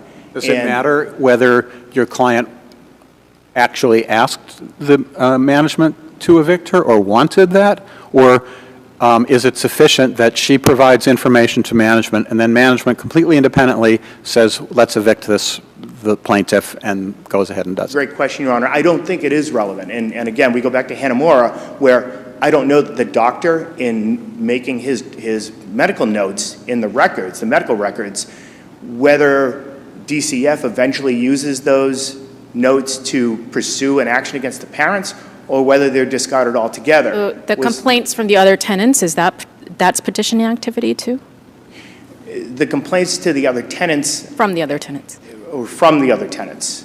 I'm sorry, which complaints? Any complaints? Complaints from other tenants about her behavior to management, that's also petitioning activity? It would depend on the circumstance, Your Honor, but certainly a building manager like my client who had an obligation as a matter of her job to bring these matters to building management, I think that creates a stronger bond and a stronger relation, and certainly we see what happened here. There was a notice to quit, and the notice to quit has all of the allegations of wrongdoing by the tenant, by the appellee when she was there. That was eventually used to evict her that summer and to trespass her from the property. So clearly we have legal process. We have statements that an employee, a management level employee at a building made to her superiors and to counsel that were then used and set forth in the notice to quit. She was management level? I thought she worked at the front desk. She, supervisory, I'd say. I'll make a distinction between someone who's supervisory, who tenants would make complaints to her. She was the voice in the spokesperson, in the conduit of information to the decision makers at the building. So I know you've cited Hanamura a couple times. That's obviously not an appellate case. Do you have any appellate cases that stand for the proposition that getting the ball rolling on what turns out to be a legal proceeding is petitioning activity? Well, Your Honor, I'll have to rely on the brief. I know we addressed it in a couple of different places in the brief, not immediately to mind, though. So if your client had made the same statements to management that she's alleged to have made here, and then management, instead of filing a summary process action, just went to the plaintiff and said, look, you're generating a lot of complaints, let's move you to another one of our buildings, and we won't have to go through a summary process action. So it never leads to any petitioning activity. Does your client still get this case dismissed under the anti-SLAPP statute? Well, I guess the question is there a plausible nexus to, when the statement is made, certainly it is a clear possibility. I just don't know the answer to that question, Your Honor. It's a great question, but it didn't lead to petitioning activity in your example, but it did lead to petitioning activity. I would think your answer would be it wouldn't make a difference because you're saying that these statements are petitioning because they're reasonably likely to reach a governmental body. So it'd be the same. I would think your position would be the same whether or not management filed an eviction proceeding. I think it would be because that is the direction certainly that it went in this case, and it could go. And that's the direction it went in Hanamura as well. That, who knows if the doctor, when he made these notes in the chart, was aware that they would be used or could be used in the child protection case. My client may not have known if she made these statements, and again, these are allegations, what building management was going to be doing with them, but certainly they did lead to legal process. They did lead to a notice to quit and eviction proceedings. So let's say I'm walking down the street and I see a car accident and someone calls the police, and as an eyewitness I'm interviewed, and what I saw shows up in a police report, and then there's a criminal complaint or, failure to stop or reckless operation or something brought as a result of the accident, and I'm called as a witness at trial. Is my initial statement to the officers as an eyewitness, is that petitioning activity? I believe it is, Your Honor, yes. I believe you make a statement to the police, and the police have asked you, right? People just don't randomly make statements to police. They report accidents to the police. They respond to police queries and police inquiries. And I think we certainly want to encourage citizens to cooperate with the police and provide information on things like accidents or criminal occurrences. And I think if we didn't, and these people were exposed to lawsuits based upon allegations that the statement was false or the statement caused emotional distress, I think societally that's just not a good thing. Count 3, could you address that briefly? Are you saying it's petitioning because the statement was to the court officer? Or you're saying it's petitioning both because of that and the content of this statement? I mean, does it matter what the statement was? Well, I think the former, Your Honor. I think it's significant that her allegation, and again, we deny the statement was made, but regardless, the allegation is that she made the statement to a court officer at the beginning of a trial. Had she made the statement to a stranger on the street, had she made a statement to perhaps a visitor in the gallery, it wouldn't hold the same weight. So she could have said something inflammatory against the plaintiff to the court, and because it's to the court officer, it's still petitioning?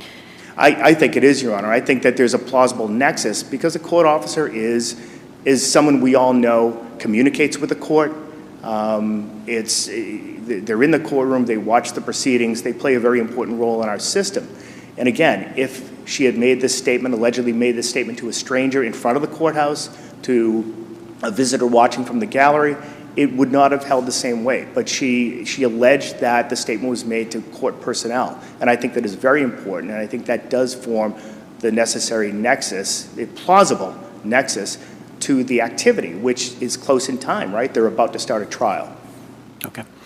All right, thank you very much. The appellee has submitted on brief, so we'll take it under advisement. Thank you for your argument.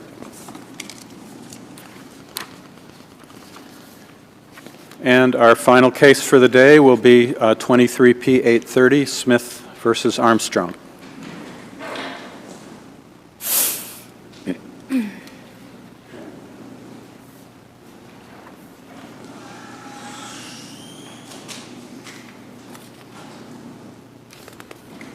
And I believe there's some impounded information in the case, so I'm sure counsel are cognizant of that.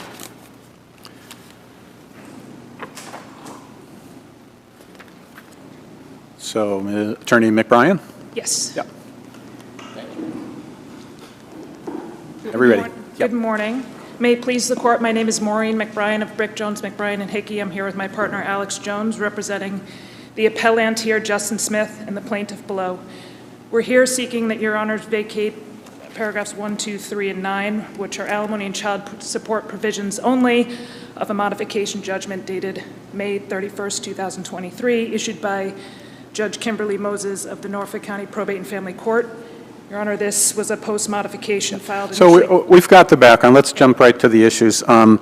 You mentioned failure to consider tax consequences. Yes. The mother argues that the father didn't introduce any evidence of the tax consequences. What is your response to that? So my response to that, Your Honor, is that requirement was as of the Kavanaugh case on August 8th, 2024. Child commenced August 30th, 2024, and there was no mention of a CPA testifying until the request was made by mother on the very first day of trial. Over by objection, the mother did have a CPA testify who did introduce tax consequences of an alimony obligation. His name was Rich McKenzie, yeah. And the judge didn't even mention him or discredit him in any manner in the judgment. And there were also tax returns that showed the parties' effective tax rates and marginal tax rates in evidence as uncontested exhibits. But you haven't really, I don't see the evidence that the father introduced that would have obtained a more favorable result if the judge had considered tax consequences in a particular way. Well, I think she just got the entire premise wrong that alimony was non-deductible and non-includable, and that rendered all of her analysis incorrect. So they did get divorced prior to the Tax Cuts and Jobs Act in 2018, and expressly in their separation agreement. Is that because of some delayed effective date? Because they were, the judgment nisi was in July of 2018, and I thought the act was passed in maybe January of 2018, or effective January of 2018. It was effective January 1, 2019. Okay. So their obligation was tax deductible to the father and included in income to the mother, but the judge got that entirely wrong in her equitable order analysis, where she stated the opposite, that there were no tax consequences to consider because they were divorced after the Tax Cuts and Jobs Act, such that it was... So what should the judge have done differently?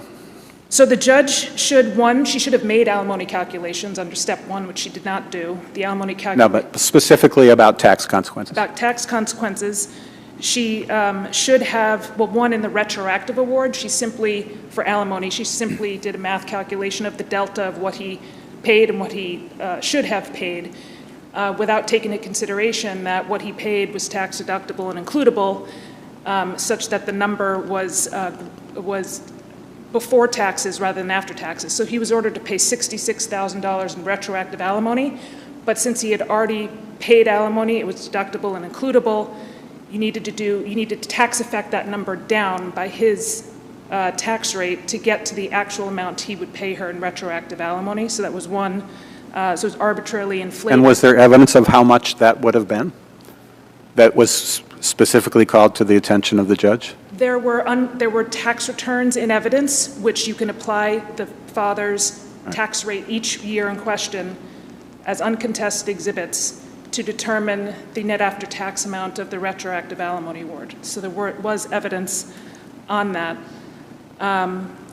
Your Honor, but Kavanaugh's three-step framework that the judge did attempt to apply, she was probably one of the first judges who, after a trial, had to try to apply Kavanaugh, which has been confusing to not only judges but also practitioners. But when she did her step one, calculate alimony first, and then calculate child support using the party's post-alimony incomes, she created a few errors. One, she didn't make alimony calculations.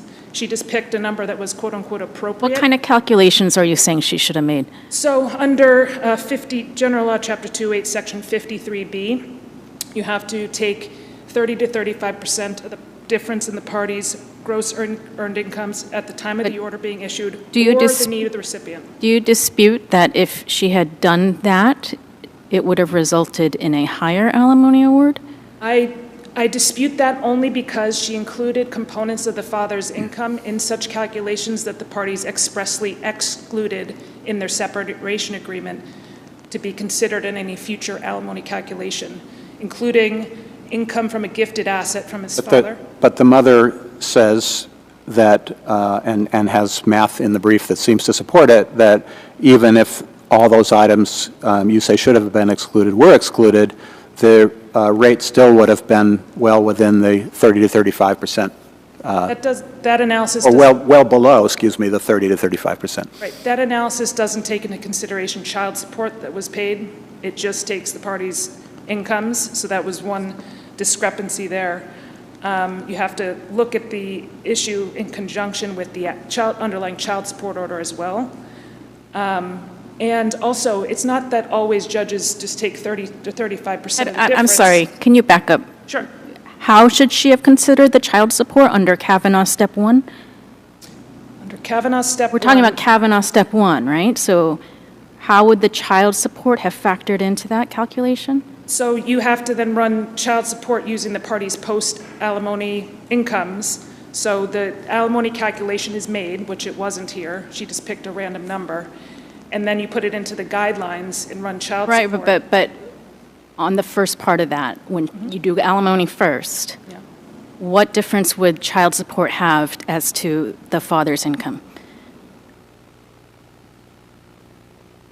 Difference would child support have as to The question that Judge Sachs asked was, the appellee's brief says, even if you exclude all the income that you're saying should have been excluded, the delta, the 30% difference, or the difference would still be considerably less than...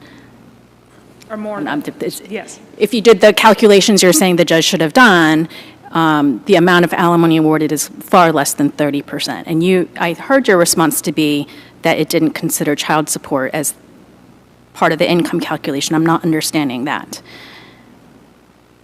Yeah, well, I think, for one, it's not always just a straight-up 30 to 35%. You have to look at the need of the recipient, especially in high Sure, and it was quite a bit less than that here, but is there some case saying that alimony and child support combined should ordinarily fall below or not in excess of 30 to 35%?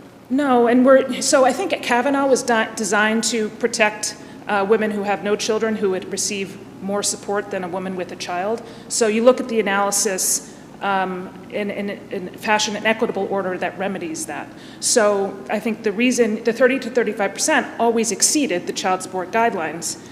When you ran them, 30 to 35% was usually much higher than the guidelines would provide. So the Kavanaugh, I think, was designed to level the playing field, and you kind of look at step one and step two, and then fashion an order that makes the most sense for the family, taking into consideration tax consequences. But where I think you still get into the need of the recipient and lifestyle regardless. In very high income cases, oftentimes 30 to 35% doesn't make sense. So here, when you look at the need of the mother, her need only increased $9,000 per year. Well, that's because she was taking out home equity lines of credit and running up her credit card debt in order to maintain a similar, though not the same, lifestyle as that the parties had during their marriage, right? The judge made those findings. Yeah, but if you look at the trial financial statement from the divorce, her home equity line of credit balance was $98,000, and at the time of the modification trial, it was $108,000, an increase of only $13,000.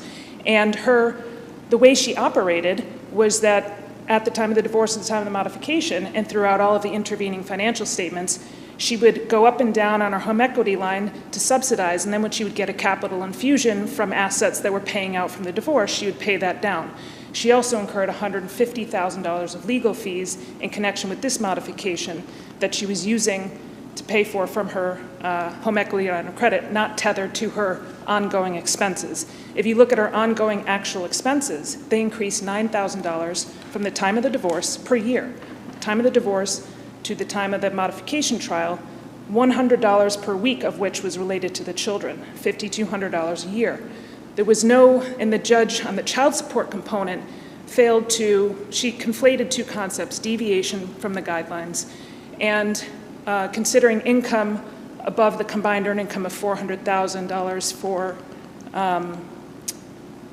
when you deviate upwards. Yeah, you cited a couple cases saying that when a judge awards support on a combined income over $400,000, the judge has to make specific findings about why. I think you cited MC versus TK and Cooper. I couldn't find that proposition in either of those cases or in the guidelines. I understand the guidelines say when there's a deviation, there need to be specific findings. And the judge cited both rationales. But does she have to make findings where there's combined income over 400 and I think some of the case law speaks to you have to look at the children's reasonable needs to order income on combined earned income of the parties over the 400,000, as opposed to the presumptive order that exists when you just calculate it using the combined earned income up to 400,000. And there was no analysis of the children's needs here, and the mother's financial statement indicated $100 per week increase in the kids' expenses since the divorce, which is $5,200 per year, which is far less than what the increase in the child support was overall. And I think she conflated the notions of deviation, which usually pertains to child support guidelines orders under the 400,000, and there's various factors you look at whether you can deviate up or down, with the concept of ordering child support above the income threshold, which has to be tethered to some needs of the children. Yeah, is deviation a proper way of looking at the issue here?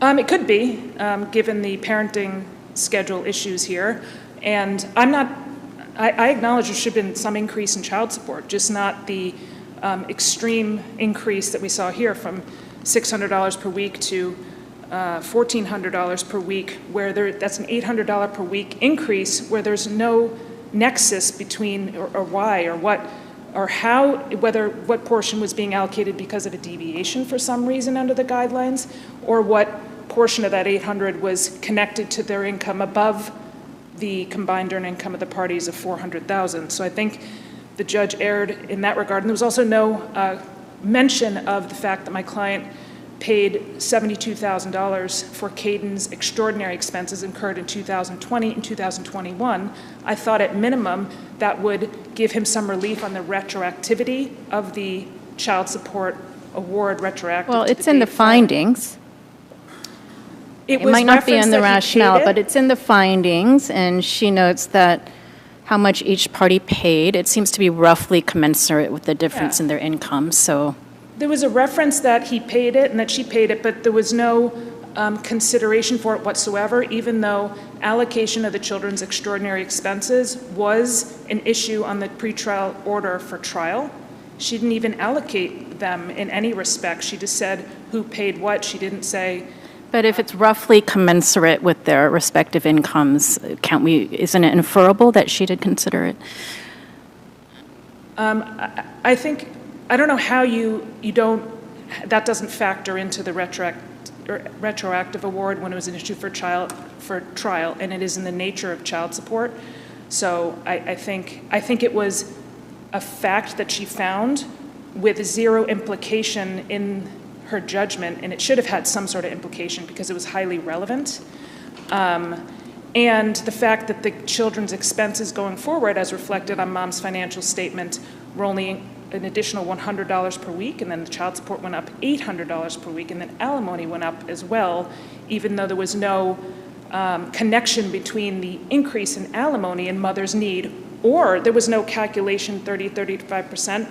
If your honors are correct, it would come out extra or more than she ordered. I don't think the judge would have ordered anything in excess of what she ordered. I think what she ordered was not tethered to really anything. She didn't show her work, so to speak. She didn't say how she got to her result. She picked appropriate numbers and then Well, she considered all of the alimony factors, didn't she?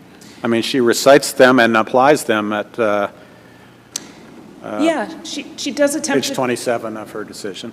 Yeah, she does attempt to go through them. I think the lifestyle ones in particular were perplexing to me, insofar as especially from the father's lifestyle was informed part on $2,300 per week that he was incurring to contribute to capital calls for his work, which is a significant amount, and that she said. She didn't just pick the numbers out of the air. At least she recited the relevant factors and said how they applied here. Yes, and I think was against the weight of the evidence, though, to say that my client's lifestyle was lavish and mom was struggling. Mom bought a BMW after the divorce. She was not spending $9,000. Well, it doesn't cost quite as much. It's cost about a third of the Porsche. Yes, Your Honor, my client did finance the Porsche, and he did buy it. I acknowledge that. She still lived in the marital home. She was still going on vacation. She increased her retirement contributions from 5% to 10% of her salary. She still had a job. She renovated her home. It wasn't like she was struggling. Yeah, she continued to use the revolving line of credit, but that was no different than what she had been doing all along. And, there was a contempt hearing that cost her a significant amount of money in 2019 in legal fees, and then there was this modification that cost her $150,000. So I think when you look down her actual lifestyle, other than the fact the judge said she didn't belong to clubs anymore, and my client belonged to a golf club in Cohasset and then now belongs subsequently to a golf club in Colorado, which was part of his quote-unquote lavish lifestyle. I mean, his lifestyle subsidized by his fiancée, but I don't think that should form the basis of an increase. All right. Seeing no further questions, we thank you for your argument, and we'll hear from the mother. Thank you.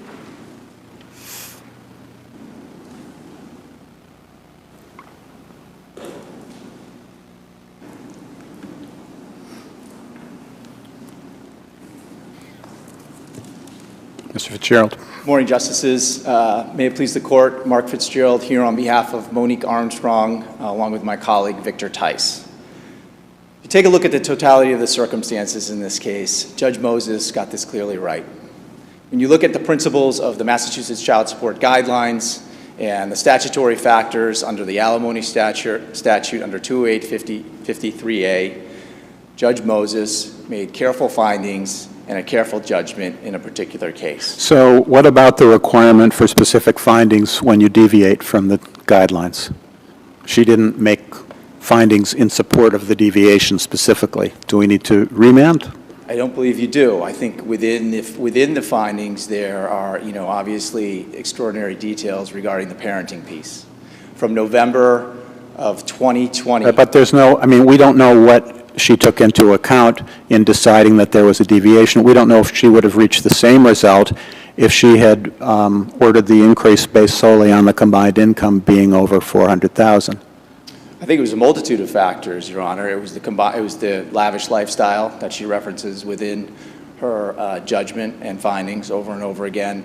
It was the significant increases in various forms of income, including the gift that Mr. Smith received from his father, and it was also the situation overall situation with my client, with Ms. Armstrong, completely taking on the burden of, and I hate to use the word burden, but completely taking on the responsibility of managing the entire household. But where the guidelines require findings for a deviation, and the judge referred to deviation repeatedly as one ground for her decision, why don't we need to remand for findings? Again, I think there is plenty of information within the findings and judgment which provide Your Honor with enough detail as to why the court in the Norfolk Probate and Family Court made an upward deviation. It has to deal with, obviously, again, significant issues with regard to parenting and also the significant increases in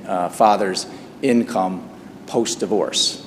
Those two factors in and of itself were enough to result in deviation. The court also cited cases such as Brooks v. Paella and also pointed to the guidelines in particular when there's a gross disparity in income. The guidelines specifically discuss that particular scenario within the context of any particular case, and Judge Moses was very careful to point out in her findings and in her judgment that there was a significant gross disparity of incomes.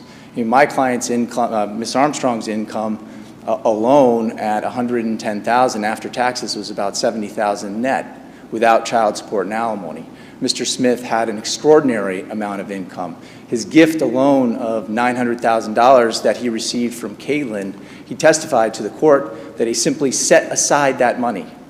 Meanwhile, my client, during the time period from the divorce until the time of the modification, was debt financing the lifestyle in order to provide for the family. There was clear and unequivocal evidence as well, Your Honor, of the children's needs.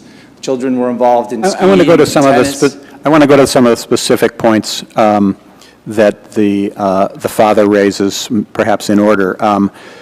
What exactly was the mistake regarding tax consequences? And you seem to suggest in your brief that it's not material. I don't think it is material. I heard your question about whether or not my sister counsel brought in a tax expert. Well, it wasn't whether she brought in a tax expert, but whether information about the tax consequences of different alternatives was provided by father, and whether he argued for a specific different approach based on the taxes that were paid or would have to be paid. Sure. I mean, we cited in our brief the issue of this particular issue. There is an error within the judgment that cites that this didn't apply to the Tax and Jobs Cuts Act because the parties were divorced in 2018. So the alimony that Ms. Armstrong was receiving was includable as income and deductible to Mr. Smith. And is that only for the period in 2018, or is that the entire retroactive amount and going forward because the divorce itself was final before the act took effect? No, the divorce was final before the act took effect after the divorce was final. Okay. January So does that mean that all alimony and all alimony under that is subject to the pre-act? It does mean it, but obviously under Openshaw, the court has the ability to change that particular order to make it non-taxable, which is exactly what Judge Moses did. And she made it retroactive as non-taxable alimony to both parties. She does cite within there that there was an error in the way she cited that the Tax and Jobs Act didn't apply at that particular time. But even if that particular narrow issue is sent back, I think it's pretty clear Judge Moses did hear from a CPA at trial. She did hear that the CPA do a tax analysis, and in essence, she ignored that analysis and provided a decision where there was no tax consequences within the alimony and child support piece. And she came up with that particular figure. In fact, if you refer to the LJS and JES case, it's the burden of either party to bring forth a tax specialist. And the only party that brought forth the tax specialist was the plaintiff, or actually Monique Armstrong in that particular case. So, and both parties had the opportunity to do so at the time of trial. The Kavanaugh case had already come out. We filed a motion to allow for a tax analysis to take place. The trial was scheduled to be on consecutive days, and it was moved to October to provide parties with the opportunity to do that particular analysis. When the decision came out, Judge Moses made the determination that she was going to do this analysis post-Tax and Jobs Cut Acts. The percentages, as you saw in our brief, are significantly lower than what the percentages, so to speak, in 208-53A talk about 30 to 35%. But you can't get to 30 to 35% if you don't do the analysis on need and ability to pay.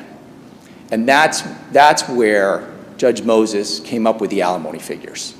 There was an ability to pay, clearly, and the needs were established. So there's nothing within Kavanaugh that I saw that requires a calculation, some sort of calculation that requires every probate judge in the Commonwealth to show their math. She based her math on the alimony piece. On the alimony piece. She based her math on a needs-based argument, which is purely proper and within the statute, and quite frankly, the way in which it's supposed to be. It's not always just going to be 30 to 35%.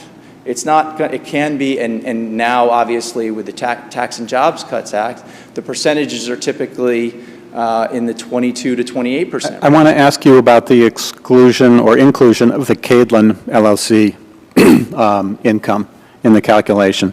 So that would appear to fall within the exclusion that was in the Exhibit A, I think, to the separation agreement.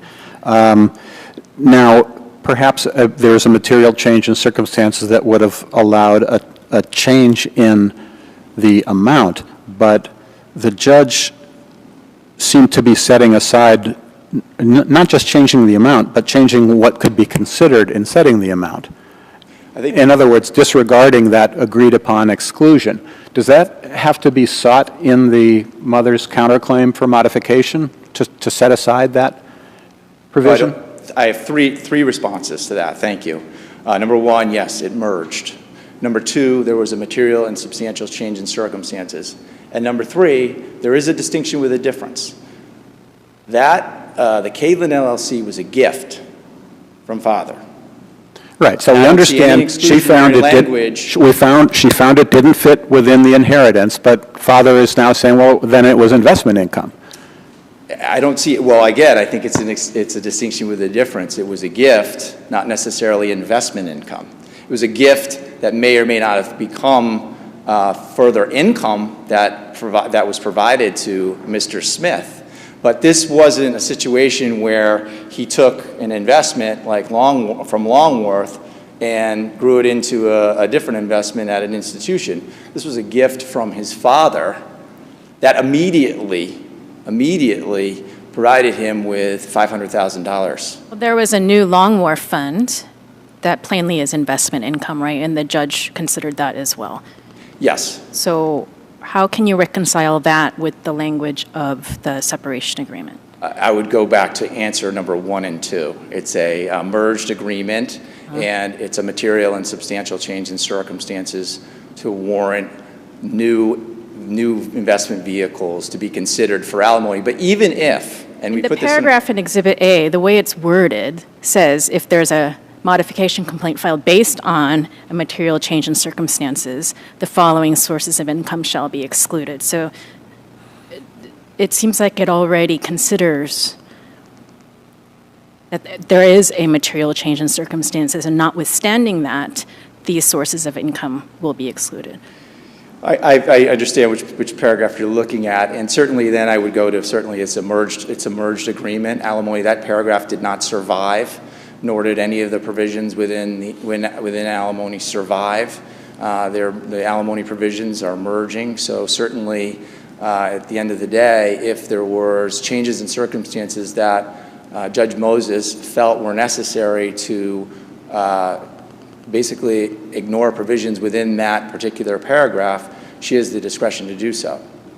And also, as we put in our brief, these were new particular funds that certainly could have also been calculated under the child support guidelines as well. So the based on change in additional circumstances being that this fund didn't exist at the time of divorce? Correct.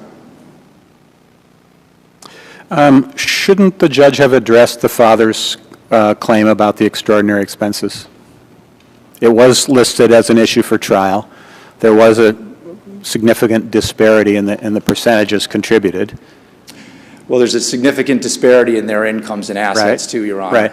At the very least, you have Mr. Smith, who has at least $8.3 million in assets that he didn't even fairly disclose on his financial statement when he filed it with the court, and that we had to go through extensive cross-examination to make that determination. There's also a significant amount of income that Mr. Smith earned, especially in 2021.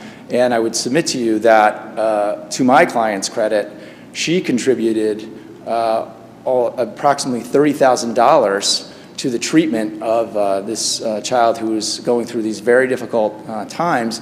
And she took on the entire burden of the physicality and the emotional side of things to handle this situation, which is part of this whole thing. Fortunately for this child, both parties were able to financially take on this responsibility, but I don't think it comes into play in any factor whatsoever with retroactive support, because both parties contributed financially to the situation. So we have to make assumptions about what the judge was thinking about that and say, well, she didn't address it specifically, but here's what she must have been thinking to not address it or to not make some specific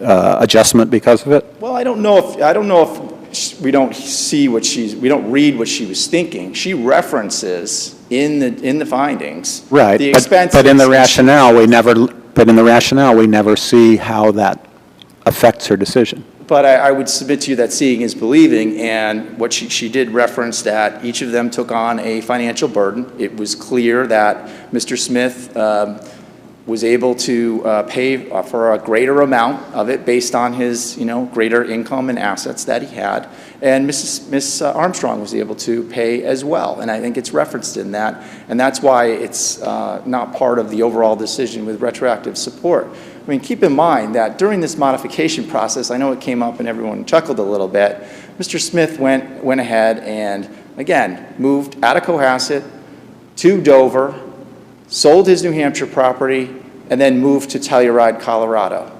Whereupon, when he went to Telluride, Colorado, he purchased a $100,000 So he joined an membership. expensive golf club. The parties belonged to golf and tennis club and a sailing club in Cohasset. Mm-hmm. So, I mean, the fact of belonging to a private club is not so different. Well, it was different for Miss Armstrong. She wasn't a member at any of those clubs post-divorce or during this process. And so what I'm saying to you, Your Honor, is that he was able to enjoy this type of lavish lifestyle while my client was, again, debt financing the overall family and taking care of the home while he was flying off to Colorado consistently. Is that in the record that these club memberships in Cohasset lapsed? It's on the record, yes. Is that in the findings? I don't recall, but. It was in the testimony.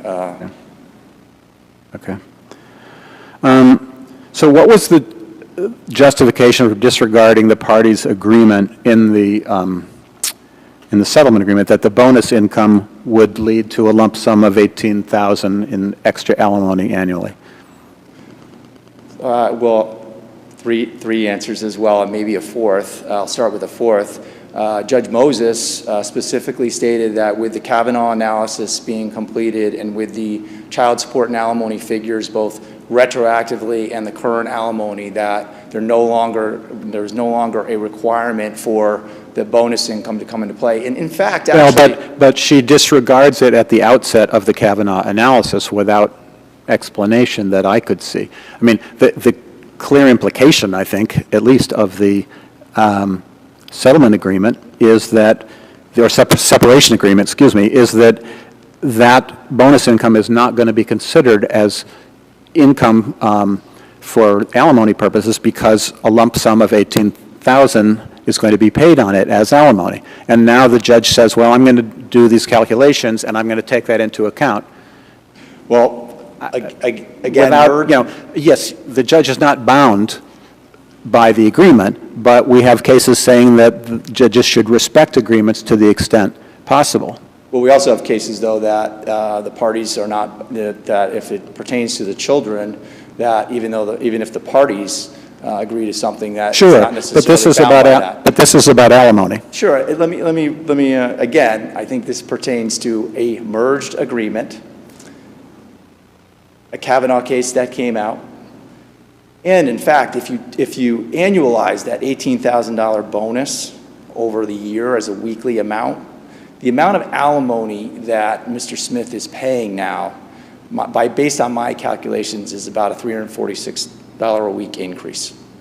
So it doesn't specifically say that within the judgment or within the findings, but again, based on the totality of the circumstances, as I started out in my argument, I believe that Judge Moses took all of this into account when she factored that in, and at the end of the day, she looked at their marital lifestyle and made a decision that there was a material change in circumstances, this agreement merged, and Mom's lifestyle was nowhere near what Dad's was, and it wasn't the lifestyle that they led during the marriage. Okay. All right, thank you very much. Thank you both for your arguments. I want to thank our court officers and court staff for their assistance today, and with that, we are adjourned. For our eyes, please.